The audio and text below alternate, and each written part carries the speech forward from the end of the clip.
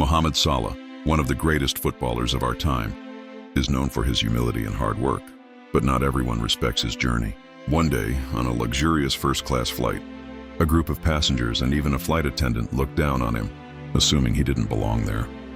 They whispered, laughed, and even questioned if he could afford the seat. But instead of reacting with anger, Salah chose to respond in a way that left everyone stunned. This is a story of disrespect, judgment, and ultimate redemption. Stay with us as we uncover how a simple plane ride turned into a lesson no one on board would ever forget. Welcome to the Untold Champions, the place where we bring you the most inspiring and unbelievable sports stories. If you love football and stories that reveal the struggles behind greatness, make sure to subscribe to our channel and watch till the end. You won't believe what happens next. Mohamed Salah boarded the first-class cabin of a luxury airline. Dressed in a simple white polo shirt and jeans, he carried no flashy accessories, no security entourage, just a quiet presence that only true football fans would recognize. As he settled into his seat, he noticed a few passengers glancing at him with puzzled expressions. A man in a suit smirked, whispering to his companion, "Looks like someone got lucky with an upgrade." Salah, accustomed to such assumptions, remained calm, placing his bag under his seat and adjusting his seatbelt. A flight attendant approached with a forced smile. "Sir, may I see your ticket again?" she asked, her tone polite but skeptical. Salah handed it over without hesitation. She glanced at it, then back at him as if expecting a mistake. "Oh, first class," she mumbled, nodding stiffly before walking away. The businessman beside Salah chuckled. "First time flying like this?" he asked, barely hiding his condescension. Salah simply smiled, not engaging. But deep down, he knew this flight would be longer than expected. As more passengers settled in, the murmurs grew. Some recognized him, but others dismissed him as an ordinary traveler. The judgment was silent, but clear. He didn't look like he belonged. But Salah had faced worse in his life. He had been underestimated before. He knew the best way to silence doubters was never through words, but through action, and soon, the entire flight would learn exactly who he was. As the plane prepared for takeoff, the businessman next to Salah couldn't resist making another remark. "You know, first class isn't just about the seat, it's about the lifestyle," he said smugly. "Some of us work hard to be here." Salah simply nodded, his calm demeanor unchanged. Meanwhile, a flight attendant continued to glance at him suspiciously, as if expecting him to stand up and leave any moment. Salah sighed internally. He had experienced this kind of prejudice before. People who judged him, not by his talent, but by their own assumptions. A few rows ahead, a young boy tugged on his father's sleeve. "Dad, isn't that Mohamed Salah?" The father glanced back but shook his head. "Can't be. Why would a superstar travel alone and dressed like that?" The boy frowned, staring at Salah with curiosity. Meanwhile, another passenger, a middle-aged woman, turned to the businessman beside Salah. "Who is he?" she whispered. The businessman laughed. "Probably some social media influencer trying to act rich." Salah overheard but chose to remain silent. He was used to letting his actions speak louder than words. Just then, the flight attendant returned, her expression hesitant. "Sir, I need to confirm again. Are you sure this is your assigned seat?" she asked. The businessman smirked, shaking his head. Before Salah could respond, another voice interrupted, a deep, authoritative one from behind. "Maybe you should Google him before making a mistake." The entire cabin turned toward the source of the voice, and the atmosphere shifted instantly. The entire cabin went silent as a tall man stepped forward. Dressed in a sleek black suit, he carried himself with the confidence of someone important. The businessman's smug expression faded as he recognized him. It was a former footballer turned analyst, someone who knew the game inside and out. "You seriously don't know who this is?" the man asked, shaking his head in disbelief. "This is Mohamed Salah, one of the greatest footballers in the world." The businessman's face turned red, and the flight attendant's eyes widened in shock. She quickly glanced at Salah again, this time with a mix of embarrassment and recognition. Salah, still calm, offered a small smile. The passengers who had ignored or laughed at him moments ago suddenly leaned in, whispering among themselves. "Wait, Salah? The Liverpool star," someone muttered. The young boy from earlier gasped, his eyes lighting up. "I told you, Dad. It's him!" The businessman cleared his throat, attempting to recover. "Oh, I didn't realize, he mumbled, suddenly awkward. But Salah didn't gloat or react. He simply nodded, still as composed as ever. The flight attendant, flustered, quickly apologized. "I'm so sorry, Mr. Salah. I didn't mean to—" Salah raised a hand gently, stopping her mid-sentence. "It's okay," he said simply. But while Salah had already forgiven them, the real moment of realization for the doubters was yet to come. As the flight continued, the energy in the cabin had completely changed. Passengers who once ignored Salah were now sneaking glances at him, whispering in hushed voices. The businessman beside him, who had earlier mocked him, was now visibly uncomfortable. He shifted in his seat, glancing at Salah as if searching for the right words. Finally, he cleared his throat. "Listen, I didn't mean to be rude earlier," he said hesitantly. Salah turned his head slightly, raising an eyebrow but saying nothing. The businessman forced a chuckle. "It's just, you don't really look like, well, a football star." Salah let the words hang in the air for a moment before responding, his tone calm. "And what does a football star look like?" The businessman opened his mouth but found himself at a loss for words. He hadn't expected a response like that. He glanced down, embarrassed. Salah gave a small smile. "It's okay," he said. "People often judge too quickly." The businessman swallowed hard, realizing how foolish he must have sounded. Meanwhile, the young boy who had recognized Salah earlier was growing restless. He turned to his father, his voice filled with excitement. "Dad, can I ask for a picture?" The father hesitated, still embarrassed by his earlier doubt. But before he could answer, Salah looked toward the boy and nodded. "Of course," he said warmly. The boy's face lit up, and in an instant, he was at Salah's side, beaming as his father took the picture. That single moment, one of kindness and humility, was enough to change the mood on the entire flight as the young boy returned to his seat, clutching his phone excitedly. Other passengers started gathering the courage to speak to Salah, middle-aged woman, who had earlier dismissed him as just another traveler, leaned forward. "Mr. Salah, I've heard about your charity work in Egypt," she said with genuine curiosity.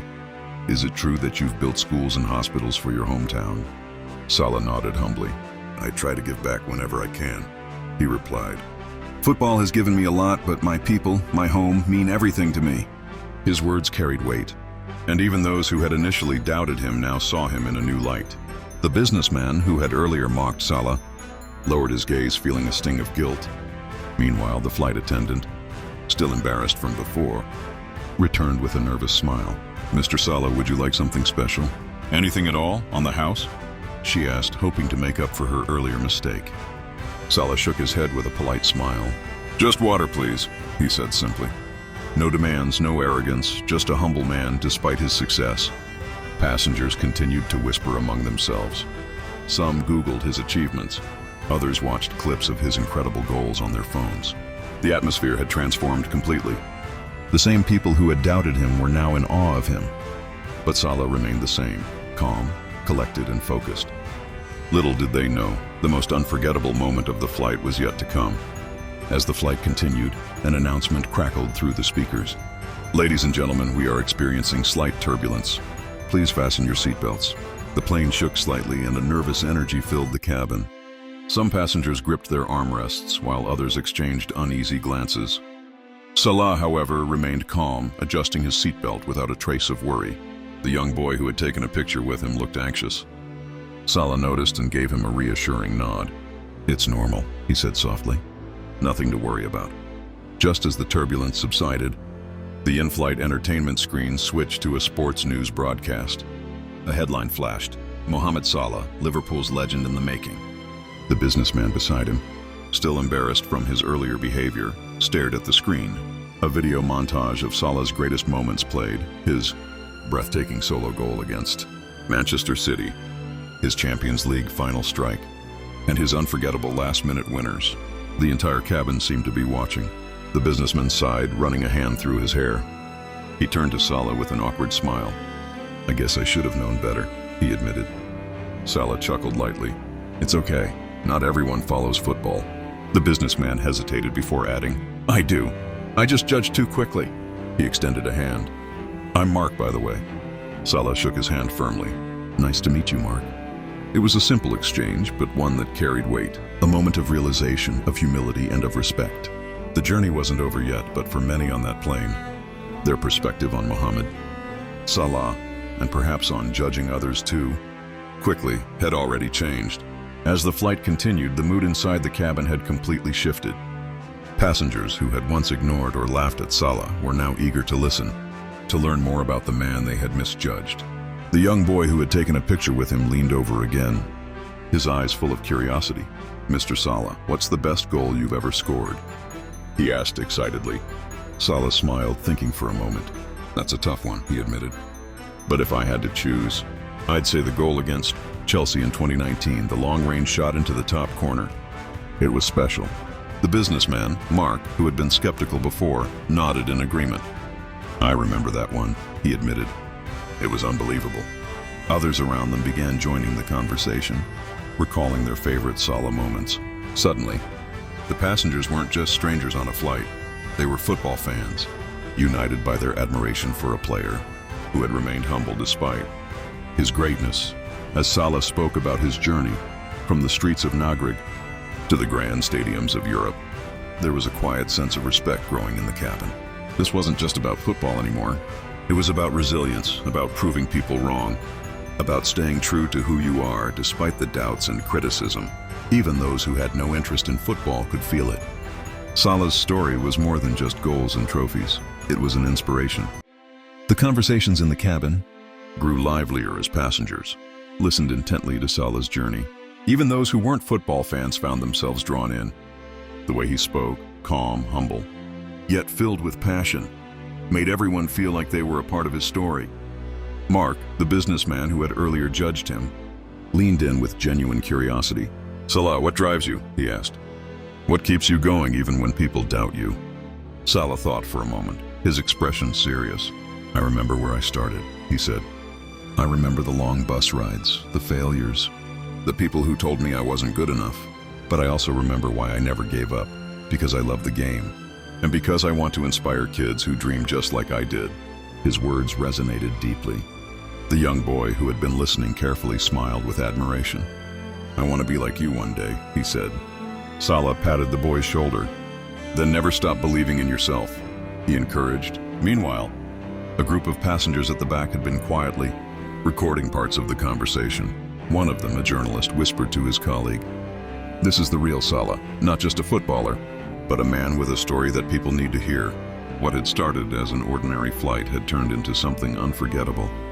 People who had once dismissed Salah were now hanging on to every word. But just when it seemed like the flight couldn't hold any more surprises, something unexpected happened, something that would leave everyone on board stunned. Just as the flight attendants began preparing for landing, a sudden commotion broke out near the front of the cabin. A man in his late 50s clutched his chest, his face pale and full of distress. Passengers gasped as he struggled to breathe. His wife, panicked, called for help.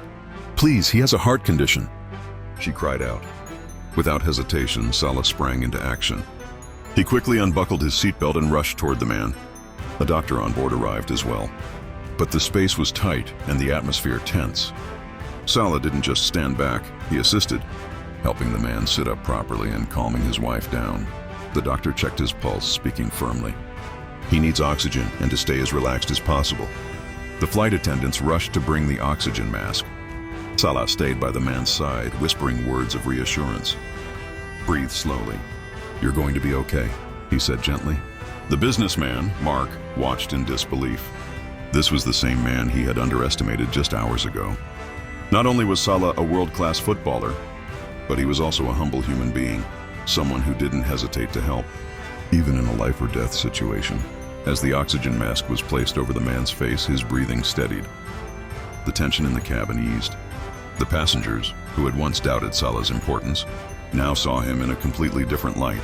And just when they thought this journey had already given them enough lessons, one final moment would cement Salah's legacy in their minds forever.